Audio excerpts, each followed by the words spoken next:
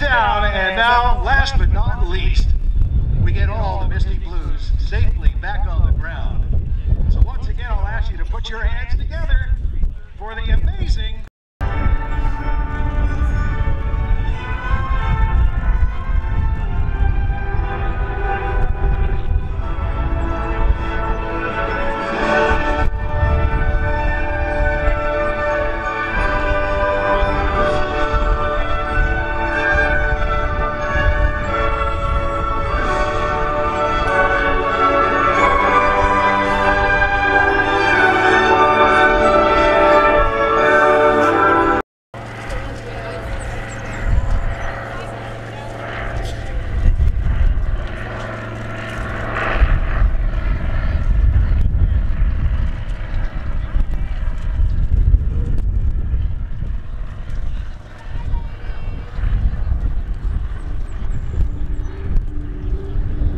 So special to have that with us here this weekend as we look forward to the next 100 years.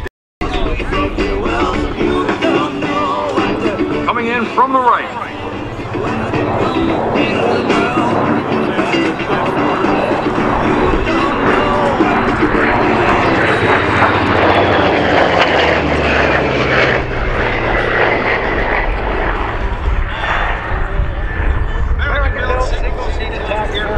Service from 19...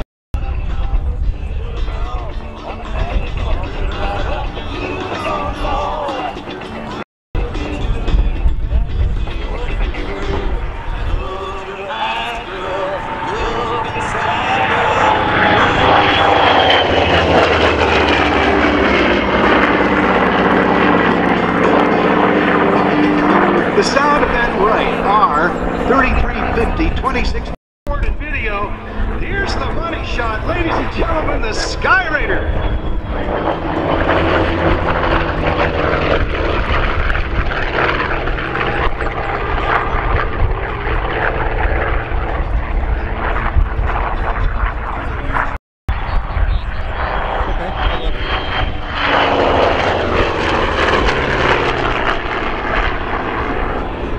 You know, a dirty pass on an airplane is considered when the landing gear's down and the flaps are out and it slowly flies by. This airplane has a wonderful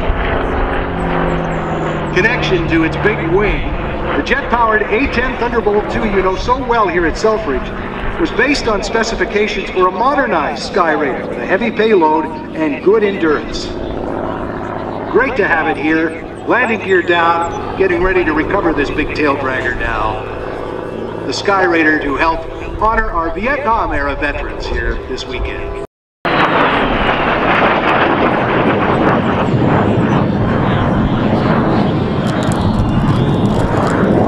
So what they expressed was the dire need for a jet fighter to counter rapidly growing German jet threat. 1 month later, a young engineer by the name of Clarence Kelly Johnson and his team of young engineers hand-delivered the XB-80 Shooting Star. The jet fighter proposal was laid out. Quickly, the go-ahead was given for Lockheed to start development on the United States' first jet fighter ever. It was June 1943. This project marked the birth of what would become the Skunk Works, with Kelly Johnson at its helm. The formal contract for the XB-80 did not arrive in Lockheed until October 16, 1943, 4 months after work had already begun. This would prove to be a common practice within the Skunk Works. Many times a customer would come to the Skunk Works with a request, and on a handshake, the project would begin. No contracts in place, no official submittal process. Those were the days. Kelly Johnson and his team designed and built the XB-80 in only 143 days, 7 less than was required. And what allowed Kelly to operate the Skunk Works so effectively and efficiently was his unconventional organizational approach. He broke the rules, essentially, challenging the current bureaucratic system that stifled innovation and hindered progress. His philosophies, spelled out in his 14 rules and practices, still in practice today. The T-33 you see here today was developed from the Lockheed P-80, F-80 starting as a TP-80C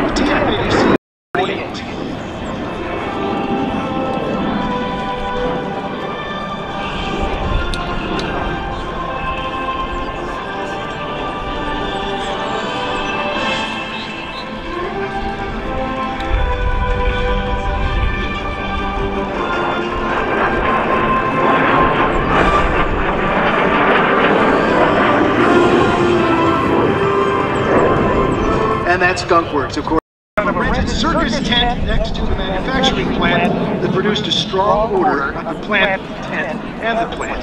Both of them, which permeated the tent. Each member of Johnson's team was cautioned the design and production of the new XB-80 must be carried out in strict secrecy. No one was to discuss the project outside the small organization.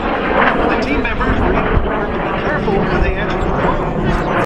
T-33 shooting star is something he fell in love with. America's first operational jet fighter and jet trainer in history we wanted to tell at air shows like this. So after leaving the service, he served 27 years with the FAA, keeping the skies safe as an air traffic controller at Oakland. His passion for the cockpit never leaving him, continued to fly a Beech T-34 Mentor, and then finally mustered up enough dough to get a T-33 out of Canada, serving with the RCAF, painting it in, of course, Korean colors, the Korean conflict of the United States Air Force, and continues to demonstrate it. He has a chance, if it's not too gusty there today, to get a free handout and wave back at you. Greg Collier and his T-33.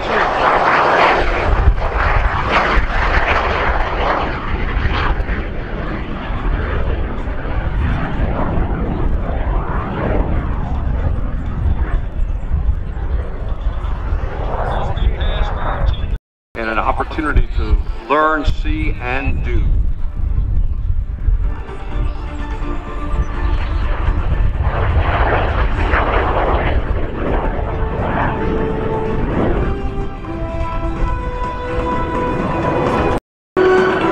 Greg, of course, continues to collect these T-33s. He actually has 3 of them.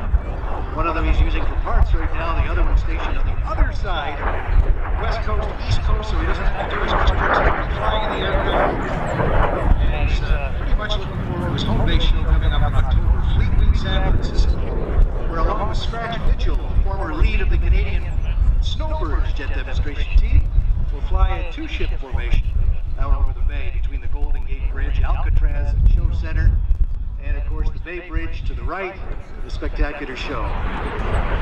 Still impressive, this jet. After all these years, the team in one day is at the age of 98 years now, living in Detroit, the last surviving Tuskegee Airman.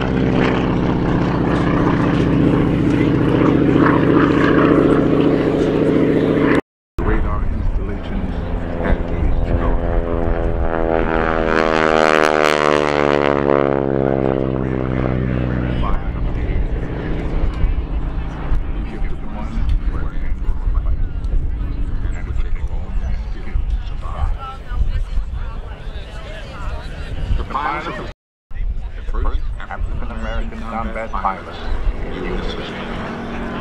Here we're going to America. They were joined by the launch of Operation Eagle. The Tuskegee Airmen were seasoned. Spirits rose on high as they passed the Statue of Liberty and pulled into dock. They were home. When Jubilant Alexander Jefferson stepped from the ship, then he heard the order. The returning Americans, the victors of World War II, were to be segregated. White men to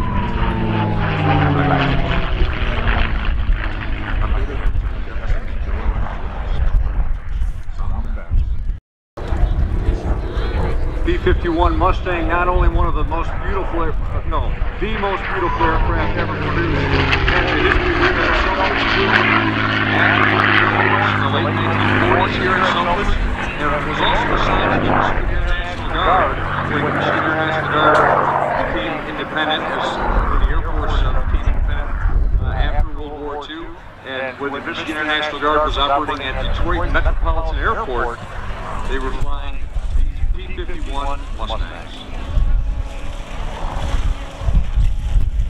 Note too, when you hear the music of the Merlin, the Packard-built Merlin engine, developing over 1,400 horsepower, the added note or notes, two gun ports that are set back in, like a flute, play a musical at the right angle of attack, add just a lovely harmony to the engine. We'll listen for it as RT climbs now. There you heard it briefly. That's not for the air dam, that's not for the propeller. That is from those inset two gun ports. There are three on each wing. Two of them had to be set back in to make room for the fuel tanks and ammunition. And because that hole is just set a certain way, the angle of attack of the wing makes that beautiful music.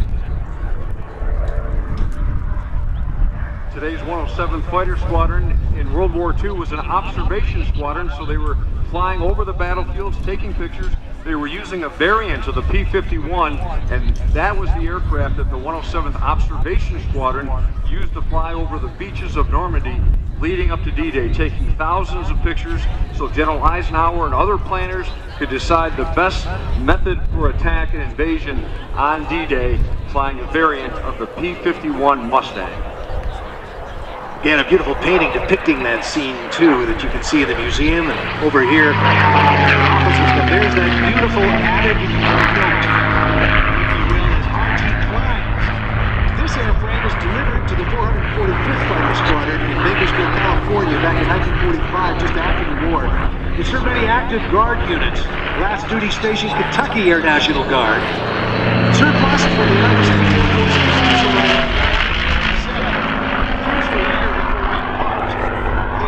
also restoration in 2012. Painted water Will Ford's last mount. Hero from South Carolina, Colonel Francis Marion. Marion was hated by the British, gave him the moniker Swamp Fox. In an effort to honor all those who have served, past, present, and future, the aircraft was named Swamp Fox, just a little bit overseas. RT continues to travel now to events across the U.S. to educate and demonstrate the capabilities of the P-51 to future generations and tell the story so that we never forget their sacrifices.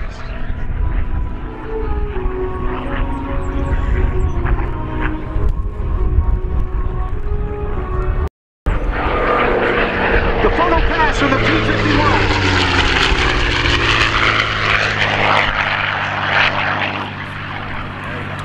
As you mentioned, that is the most beautiful airplane.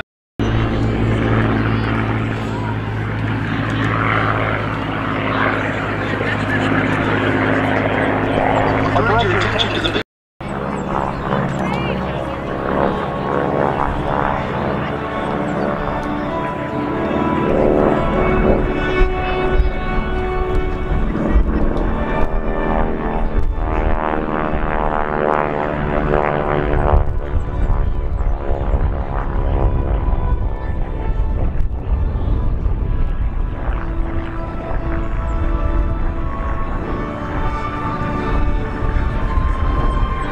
shortly a picture.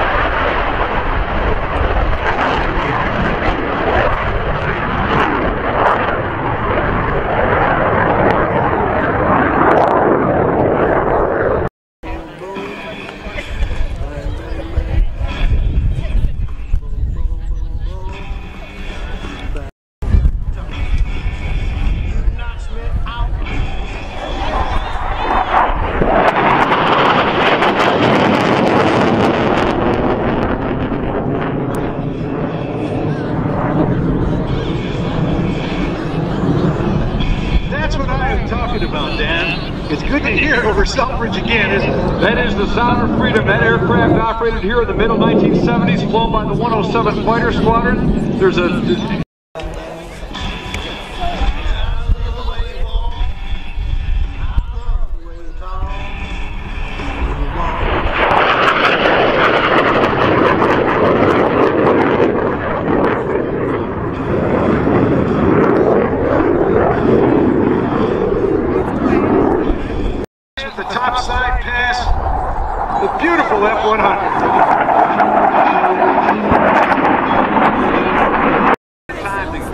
reposition itself. See that?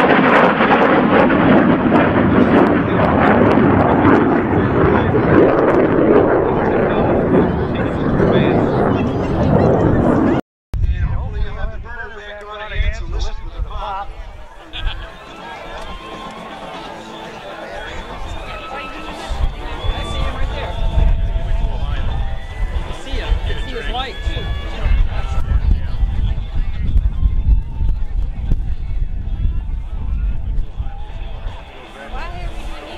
What he is set up for landing.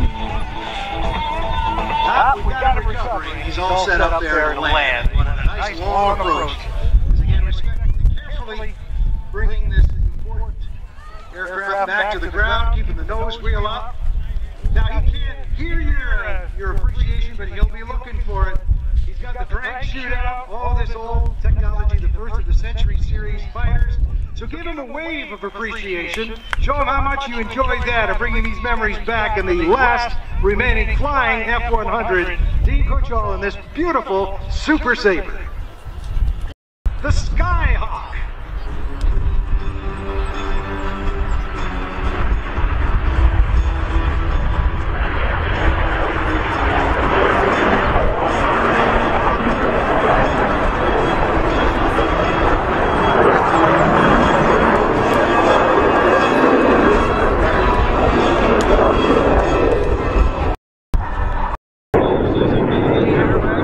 What are you doing now? Here at Selfridge, Changing the U.S. camera. Navy Reserve, What do you mean, located here at changing? Selfridge in the The late batteries. 1960s and continues to serve to this day. changing About the batteries, 800 So? citizen sailors, members of the Navy Reserve, It wasn't approximately even- 800 that serve here at Selfridge and are ready to go to support the fleet at a moment's notice. And one of the very few Navy planes that didn't have folding wings, didn't need to with this small Well, delta that wing, battery's dead. saving the weight. And of course that can be translated back into fuel, range, and armament. And look at it climb, that tiny delta wing. What an incredible design from the Skyhawk. Key roles in the Vietnam War, the Yom Kippur War, Falklands War. 2022, nearly 7 decades after the aircraft's first flight in 1954, some of the over 2,960 produced That one's dead too. I don't know continued in why. production, by the way, There's until no other 1979, batteries. remained in service with the Argentine Really? Air Force There was 3 and the Brazilian batteries. Naval Aviation All Group. of them are dead. Great to have it here over Selfridge, That was already the dead, A4 Dad. Skyhawk.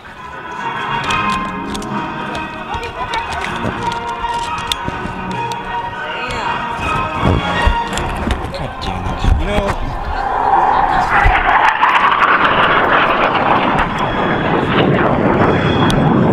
Went up. And it caught me off guard. So if you don't mind, Dan, I'm going to go change my pants. right. For a while. Another aircraft that really speaks to the heritage of It's back again, fast. The Skyhawk. Throwing the boards out, the speed brakes are on, and you can actually see it slowing down. As they get ready now to brake to land, you configure the airplane for what is almost always a Navy land. Open house. So we can see your pictures, read your comments as well.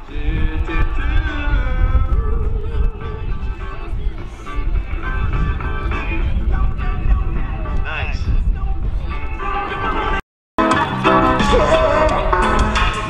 What you gonna do? What you gonna do when they come? Now watch for the dog. The dog is out of the car right now to the right. This dog flies faster than the missiles. Look at that thing. And it's got him. It's taking him down. They don't need the guns at this point. The dog's doing an outstanding job. Look at that. All while wagging its tail. Outstanding as the canine and the rest of the troops take care of the situation. More to come though. Keep your eyes glued on what's happening out front. Chuck it on this one, you chuck it on your mother and you chuck it on your father. You chuck it on your brother and you chuck it on your sister. You chuck it on that one and you chuck it on me. Bad boys, what you gonna do? What you gonna do when they come for you? Bad boys, what you gonna do? you gonna do when they come for you? Bad boys, bad boys. What you gonna do? What you gonna do when they come for you? Bad boys, bad boys. What you gonna do? What you gonna do when they come for you? Nobody now. So the apprehension, now they're gonna get him, the bad guy that is, back into the vehicles. The arrest has been made, the dog has been well fed. And of course, our team now has to be extracted, the fast rope or the line going to come down there, and watch this. They're not going up one at a time. They're going to be airlifted out all together underneath this big helicopter. Those hurricane force winds, Dan, beating down upon them right now. And the kind of work that they are called on from time to time to do. Keep your eye now on those 3 agents down below. And again, I'll mention this is not a show, this is really a demonstration of what these agents are able to do anytime that they're called upon to assist with local law enforcement, of course part of federal law enforcement. Great Lakes Air and Marine Wing, which is part of Customs and Border Protection. It's a unit of the Department of Homeland Security. Also for Homeland Security here at Selfridge is the Detroit sector of U.S. Border Patrol, and United States Coast Guard, which has been at Selfridge since the 1960s, is part of Homeland Security. It's a part of the federal family of agencies that provide defense, Homeland Security. Great Lakes Air and Marine Wing joined the Selfridge family about 15, almost 20 years ago now, and has been a great addition to the team. So watch now slowly as the helicopter starts to lift, and gently will lift the 3 agents off of the runway and get ready to take them on home. And as they lift up and they communicate with hand signals to the crew, we'll give them a round of applause in just a moment that they'll hear all the way out there as a way to thank them for their service. So here they go, look at that. Off they go now, all 3 of them. I can't imagine the bravery to do just that alone and to go into harm's way. So as they lift off, folks, put it together for them. A job well done. Thank them for their service. Great Lakes Air and Marine Wing.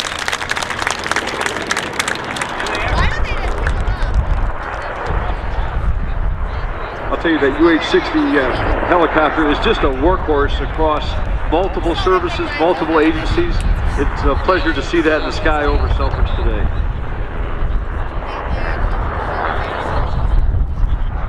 They've been working up this scenario for a few days now, to say the least. And yet, as you pointed out, Dan, this is the kind of stuff that they're called upon to do. They train to do it. But I get now, get your hands in the air, give them a shout out. They're coming in real close this time. As they're hanging out is what they're doing. Look at that, outstanding. Nice demonstration.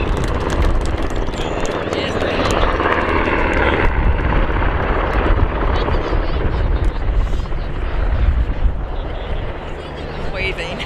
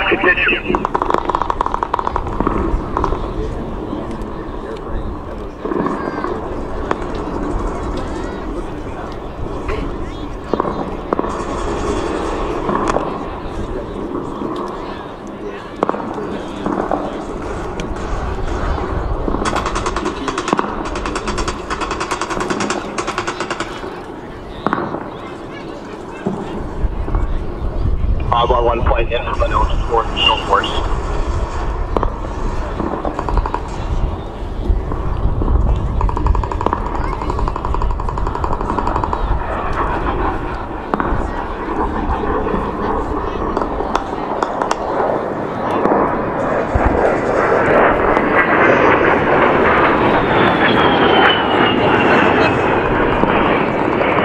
Zero 7 Apollo 1 Kelly, multiple 20, on the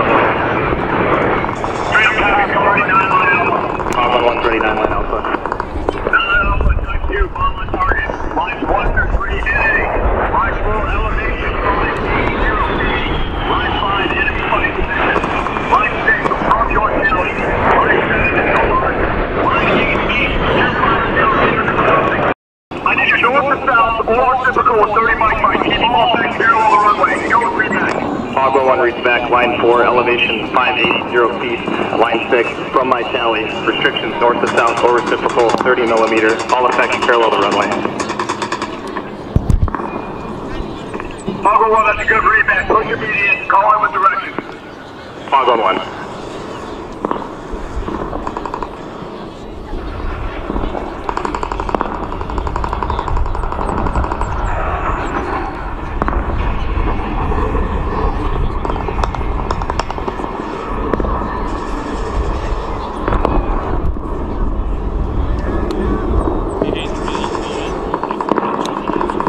Hog 1, IP inbound. Hog 1, flight continue.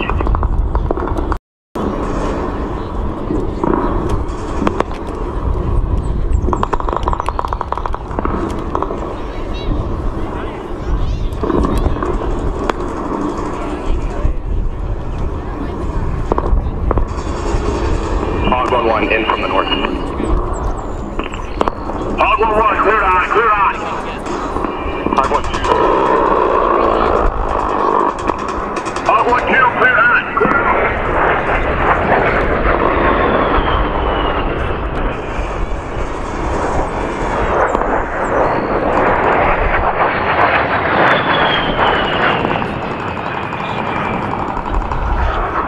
Hog 1, 3, ship fire, 20 meters south. Hog 1, 3, copies, 20 meters south. Hog 1, 3 will be in from the south. Hog 1, 3. Clear eye, clear eye.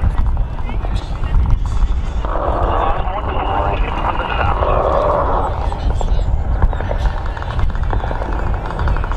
Hog 1, 4, clear eye, clear eye.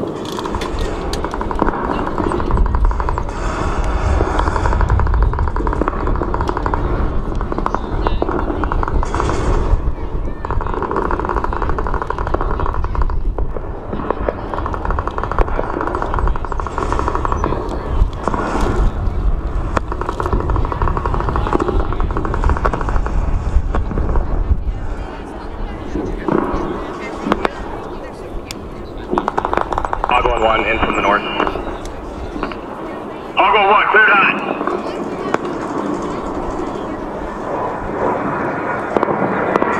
Hog 1, 2, from the north. Hog 1, 2, cleared eye.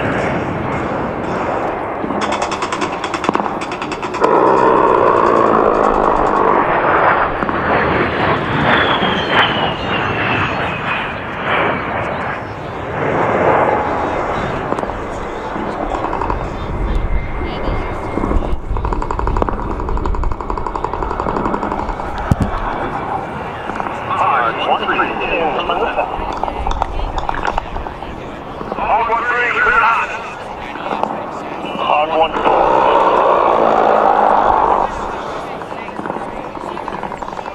Hog 1, 4, clear eye.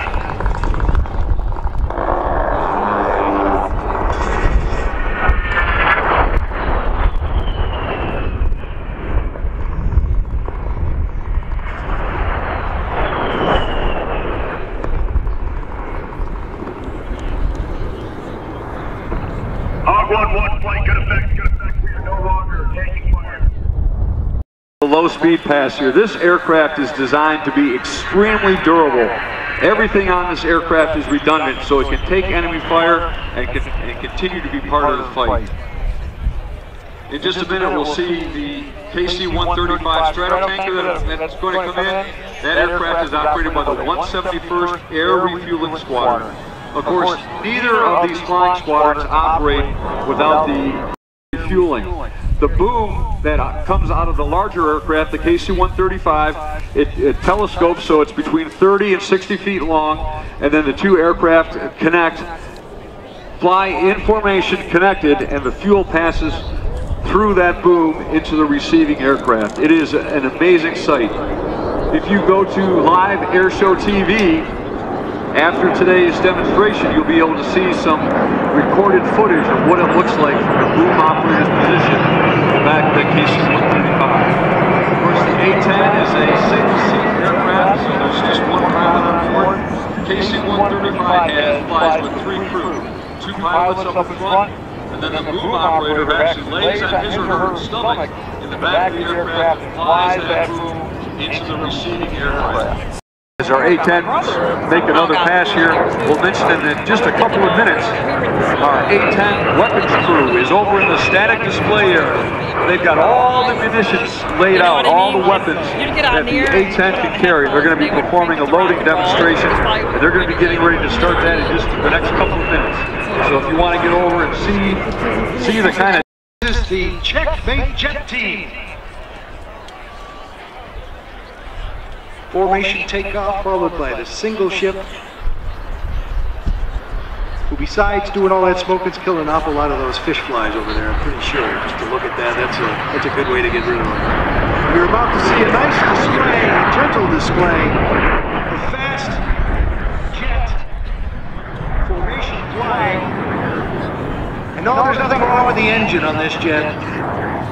He's just making the smoke there. And we'll tell you more about this team after a quick shakeout as they get these jets ready now to tighten up and give us our formation flying demonstration. The Checkmate Jet Team is made up of 4 experienced...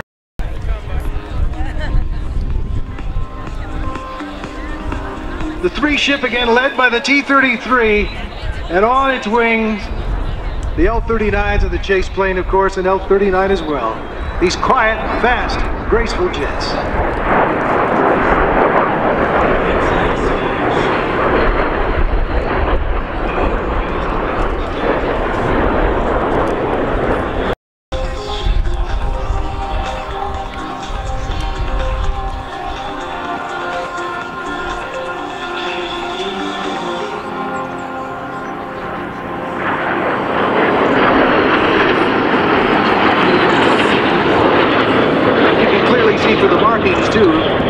These jets, the paint jobs, that they are raced at Reno, where there is a coming back now from the right, in the Vic formation again with Michael in the lead in the T-33. The L-39 is a checkmate trainer and one of the most popular warbirds, if you will, in the jet warbirds in the world today. Beautiful jet.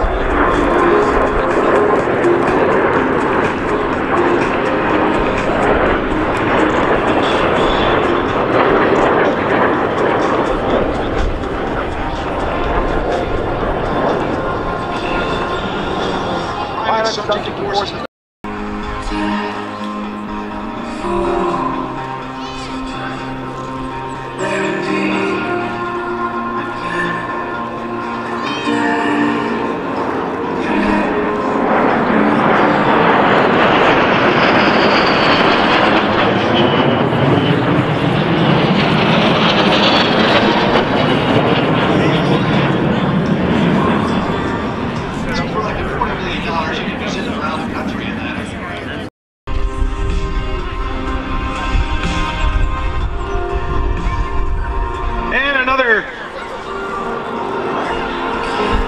Trail formation, well, echelon formation now. These beautifully restored aircraft, the L-39 and the T-33 out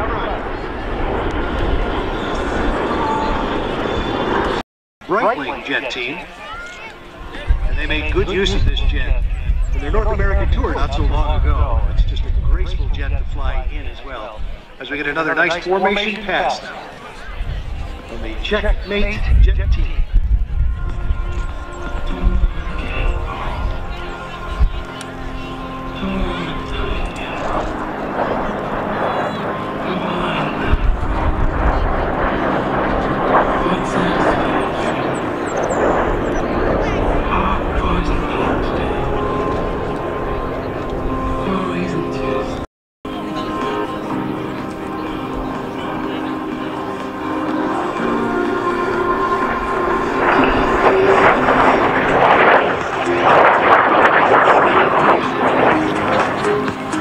are flybys and then break to land. And as the L-39s are recovering, Michael, the T-33 flies some aerobatics for us as they wind up.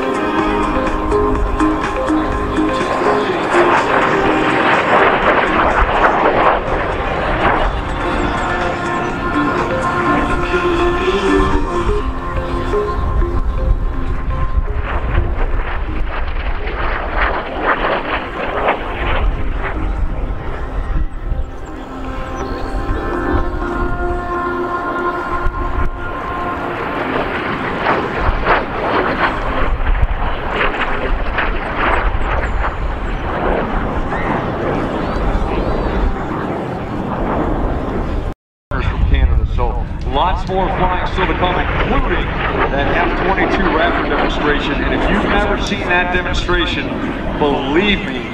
An airport where enemy resistance is suspected.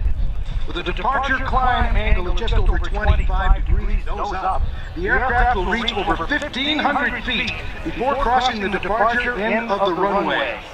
Get ready. We're about to clear it to go, and you're about to see an awesome demonstration.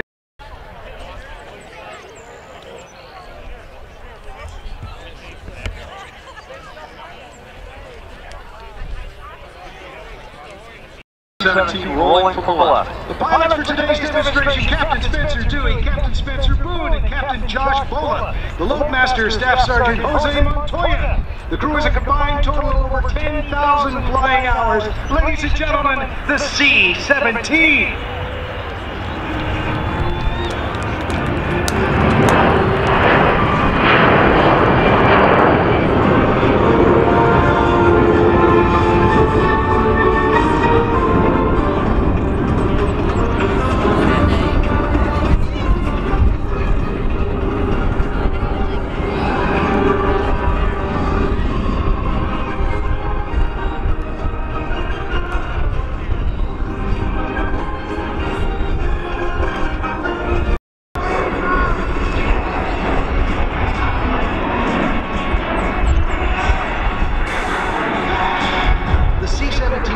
Direct delivery capability that combines the intercontinental cargo carrying capabilities of large aircraft such as the C-5 Galaxy with the short runway capability of the much smaller C-130 Hercules. It can routinely land on runways only 3,500 feet long. The C-17 is powered by 4 Pratt & Whitney F-117 engines. These are the same engines used on the Boeing 757. Each engine delivers over 40,000.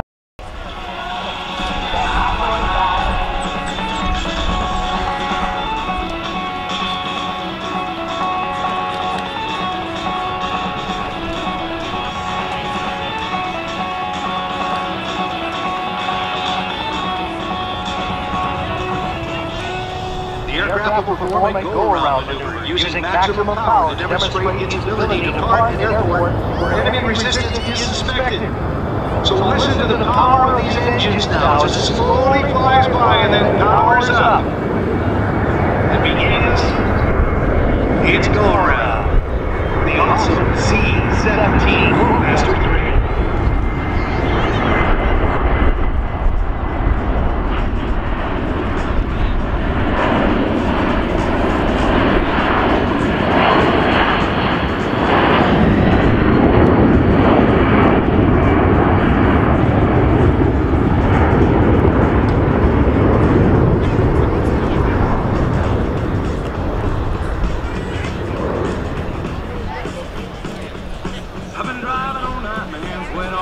The C-17 will now maneuver to show its ability to fly at slow speeds and demonstrate its advanced aerodynamics in action.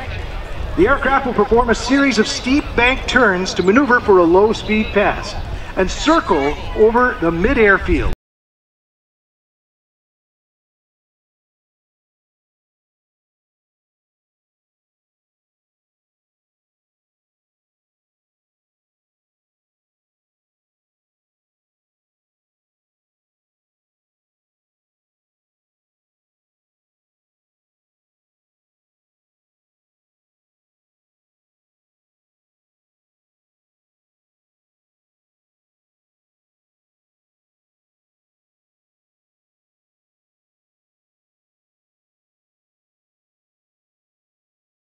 The C-17 uses a quadruple redundant fly-by-wire system to run its flight controls.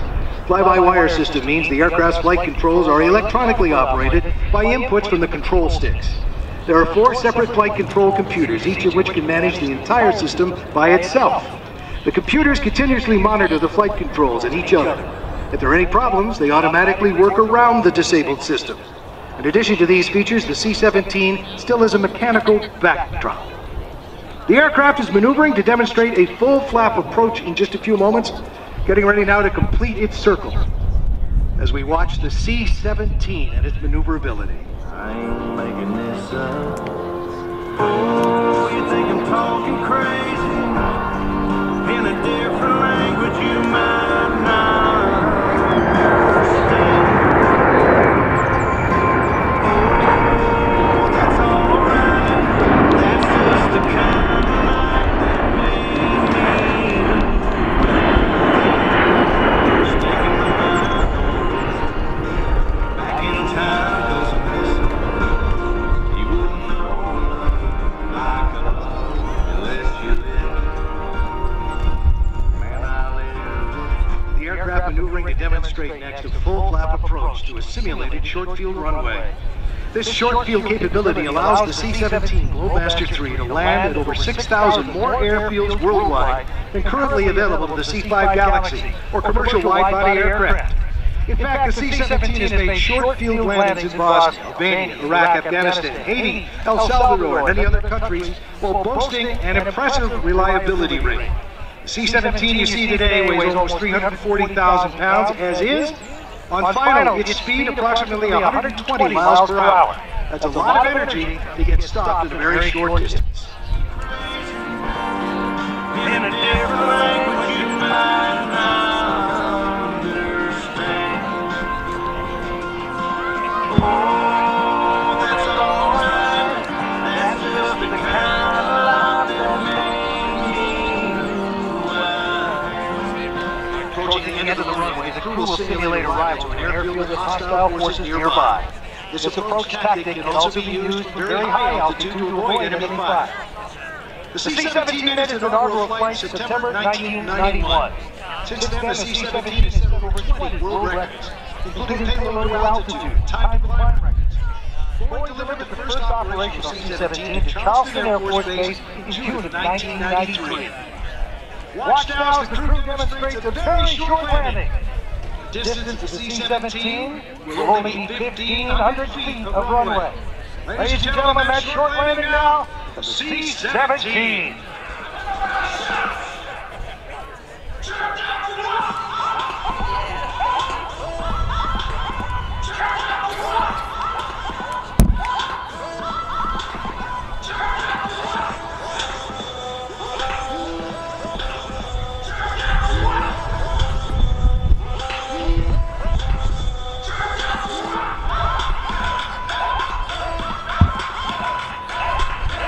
Touchdown to stop, 1,500 feet.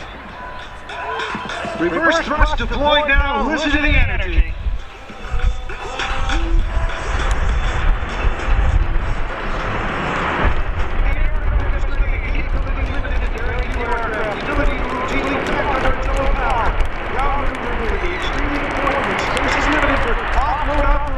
On a day-to-day basis, backing the C-17 up. Amazing.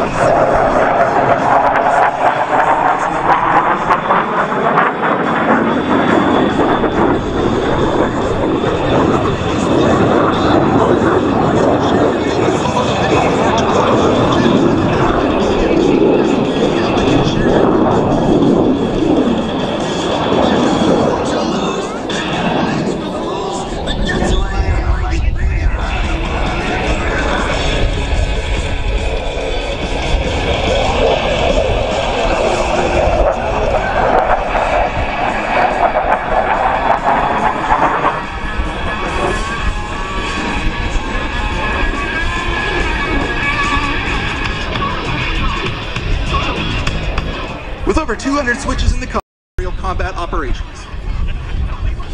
Now watch as modem displays the CF-18's exceptional rolling capabilities. From the right, the Quad 270 roll.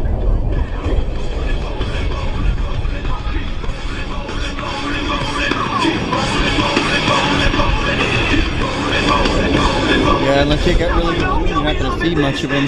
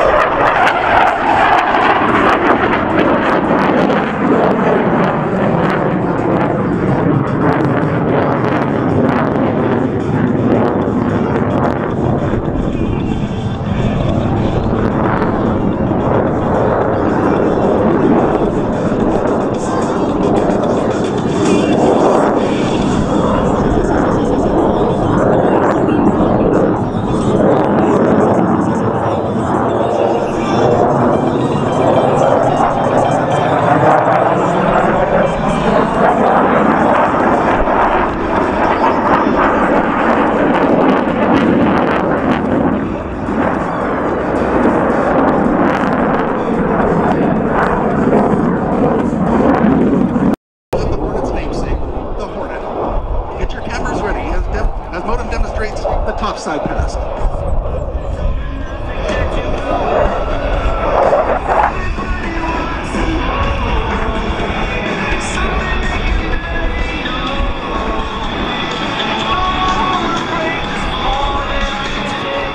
Next pass will demonstrate the agility of the Hornet in changing direction.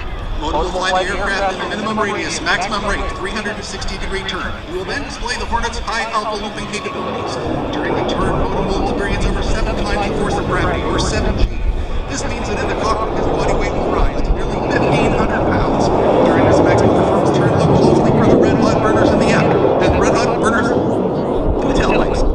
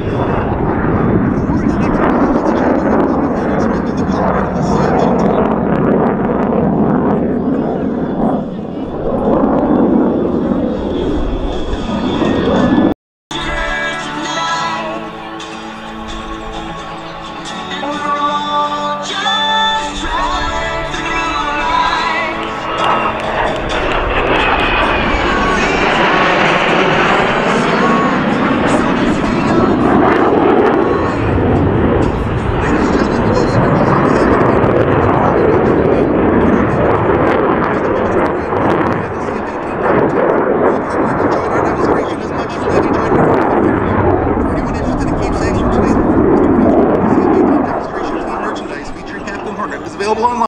1903.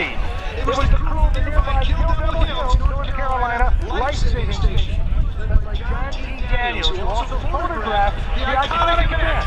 That's right, it goes all the way back to then. Ladies and gentlemen from the left, here comes your Coast Guard. Make them feel welcome. Get your hands in the air. Give them a big wave as the helicopter approaches center stage.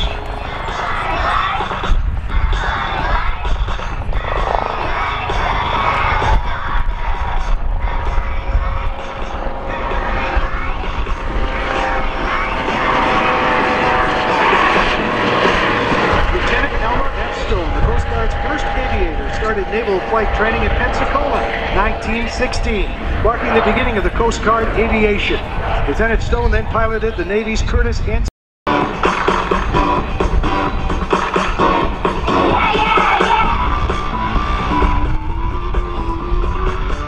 on average, the Coast Guard in a day conducts 45 search and rescue cases, saves 10 lives every day.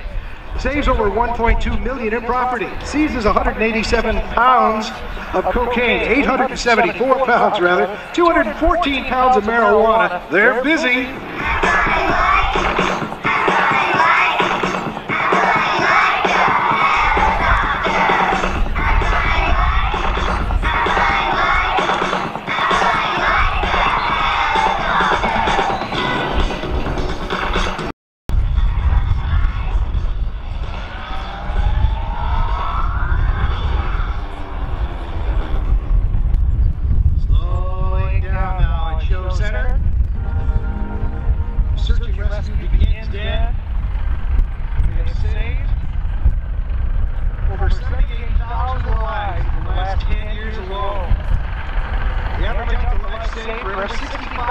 They save a life. Important role our coasties play. Coast Guard Air Station Detroit's been here at Selfridge Field, Selfridge Air National Guard Base since the late 1960s. And that orange helicopter is such a familiar and a welcoming sight over the Great Lakes. Of course, they work very closely with the Thunder based out in Detroit, small boat station in St. Clair Shores, Port Huron. And Coast Guard is such an important part of our community here in Southeast Michigan. The MH-65D Dolphin that you see here, originally manufactured by Aerospatiale in France in the late 70s. Coast Guard procured it in 1984, converted it into a highly capable short-range recovery asset.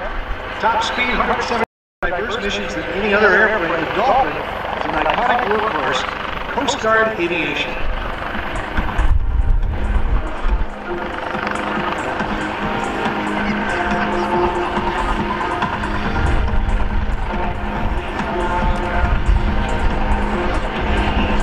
Skilled and trained swimmers being deployed this time with a winch rather than just jumping out into the water, which they can do. Are incredibly fit, trained in medical aid, rappelling, the list goes on, the things that they're called upon to do. Of course, and slowly there, give them a wave, our crew. Unfortunately, we didn't get their names. It's so busy today, in and out. We didn't get a chance to get crew to see what active crew, or at least who was freed up to be able to do this mission for us today. I'll just mention one thing about the Coast Guard out here today. Of course, it's very beautiful weather today. The United States Coast Guard operating 365 days a year. And trust me, you're flying in that helicopter over the Great Lakes when it's January, February time frame. It gets a little chilly, but they're still out there getting the job done. So kudos to our Coast Guard. Fenestrel, the tail rotor on this helicopter is quite a bit different.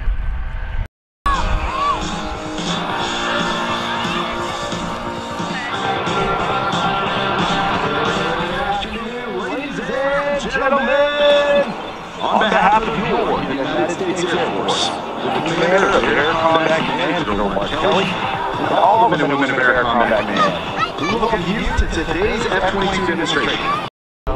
Is about to begin. Ladies and gentlemen, I present to you the most feared aircraft in the world today. Your United States Air Force's F-22 Raptor!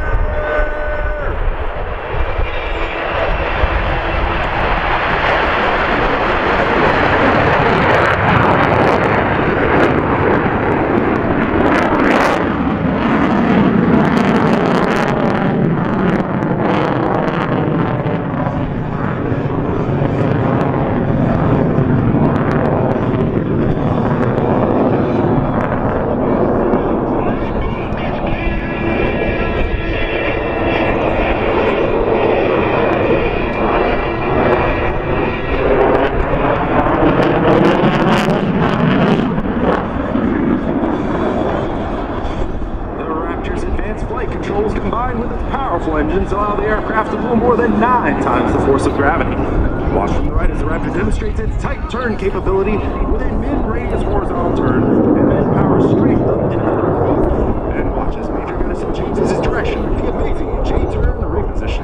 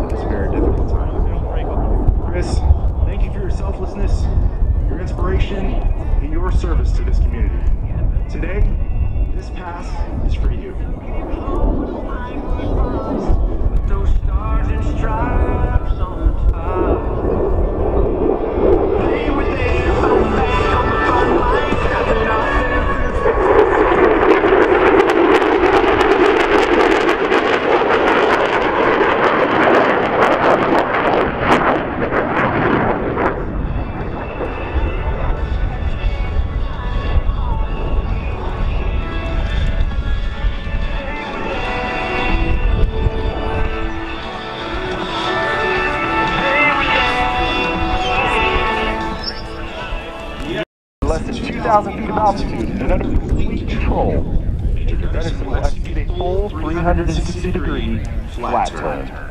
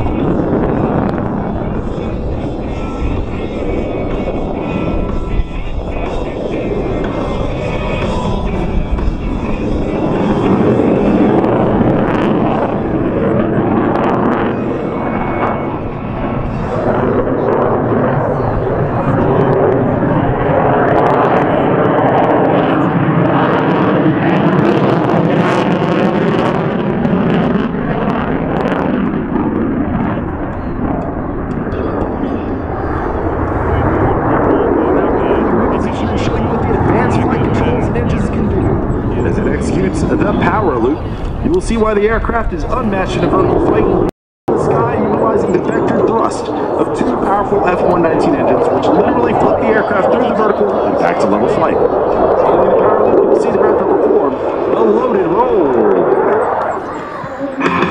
Come on, say my song!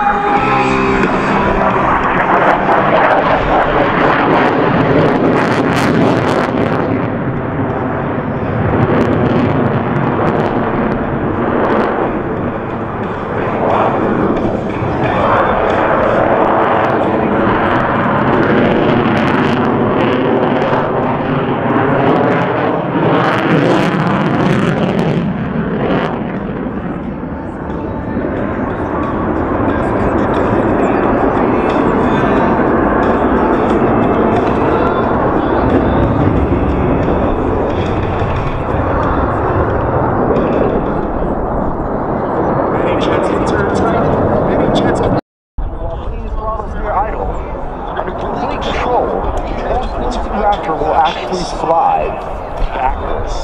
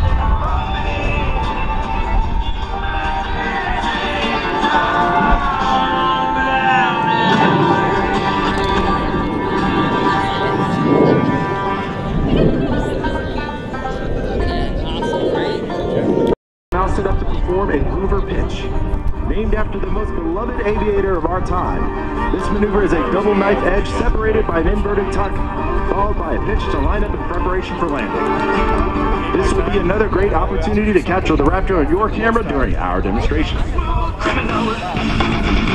Ladies and gentlemen, named after the late legendary Bob Hooper, the Raptor's Hoover Pitch.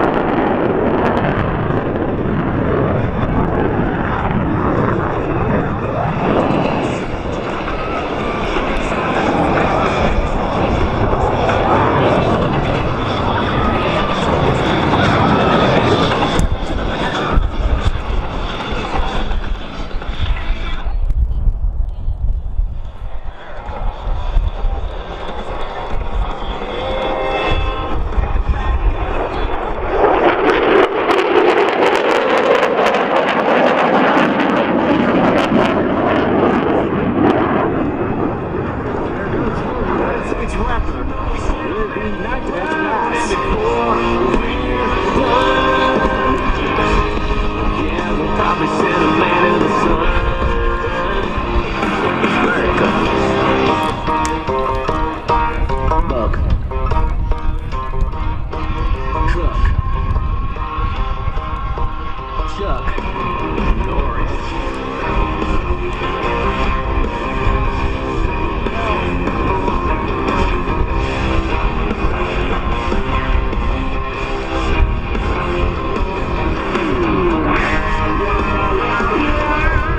And this one is a tactical pitch.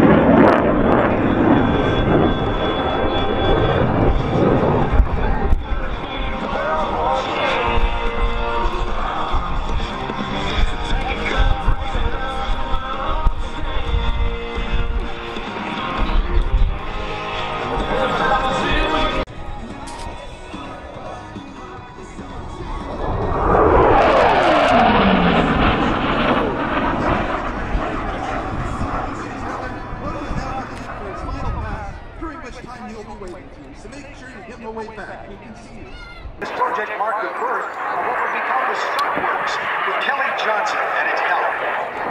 The formal contract for the XB-80 did not arrive at Waikiki Airport.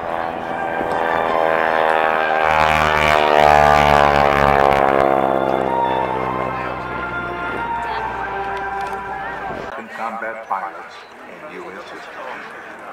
They were ordered to North Africa, where they were joined by the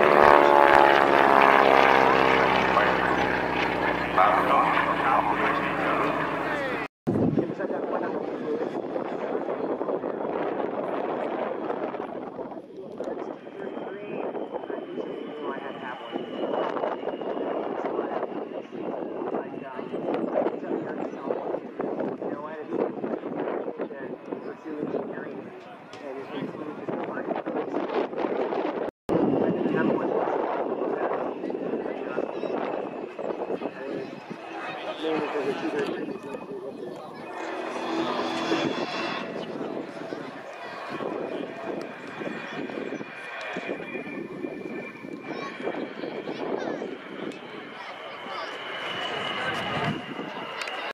Thunderbolts, technically known as the Warthog. These aircraft are assigned right here at Selfridge Air National Guard Base and flown by the men and women of the Michigan Air National Guard.